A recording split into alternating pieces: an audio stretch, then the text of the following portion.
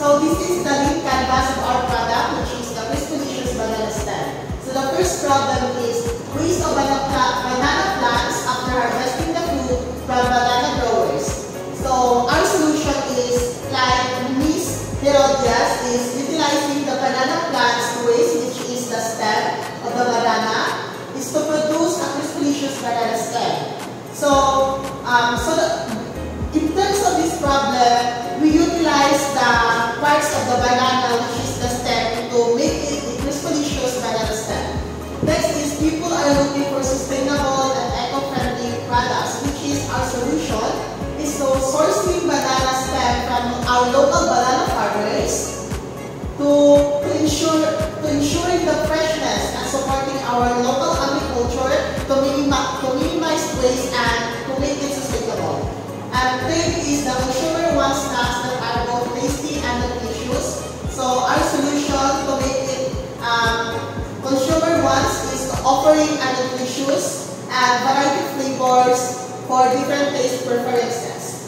So next is, this is our unique value proposition, is the Crispalicious banana stem helps healthy produce snackers, which is the students, household, and the employees or workers who wants to enjoy a delicious, guilt-free treat from providing Crispalicious banana stem, which is, this is our product, the Crispalicious banana stem, so that they can satisfy their cravings without compromising their healthy lifestyle. This is for the consumers who have a dietary appeals, so they are not the one, or hindi na sila magtataka or mag-question sa sarili nila about our product.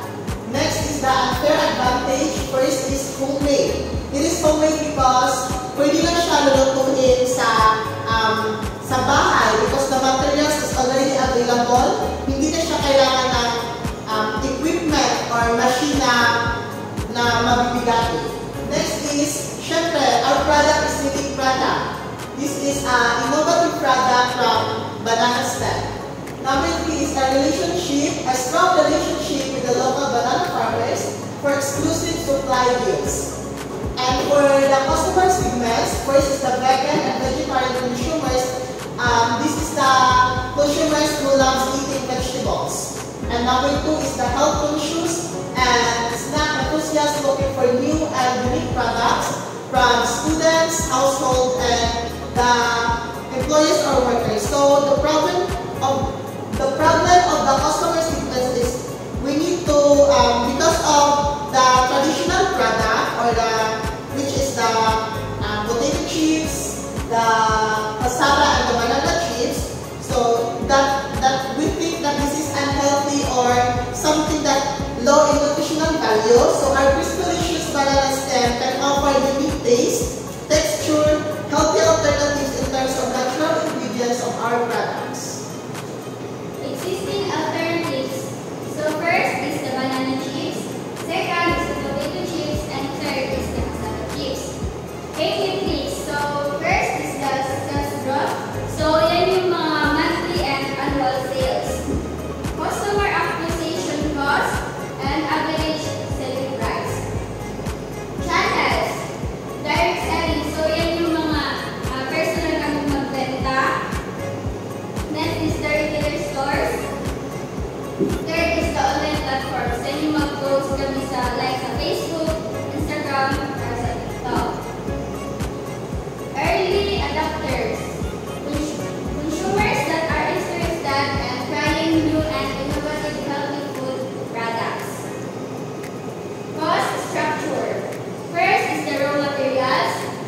Next is the transportation cost, direct labor cost, and overhead cost. Revenue streams. Daily sales from direct sales. So yan yung mga in-store or the online purchases. Wholesale. So ito yung mga selling to retailer or the healthy food chain. So this business model canvas for Crispalicious banana stem. Key partners. First is the local banana farmers. Second are the suppliers of our ingredients and packaging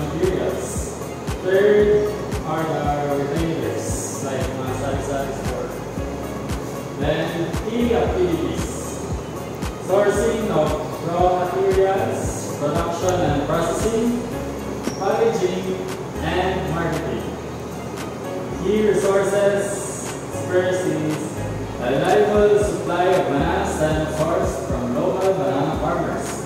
Brand and marketing assets like pagpapagandang packaging and logo. Relationship with retailers and human resources. Customer relationship. Utilize social media platforms to create an interactive and engaging environment where customers can share their experiences and feedback. And offer exclusive discount.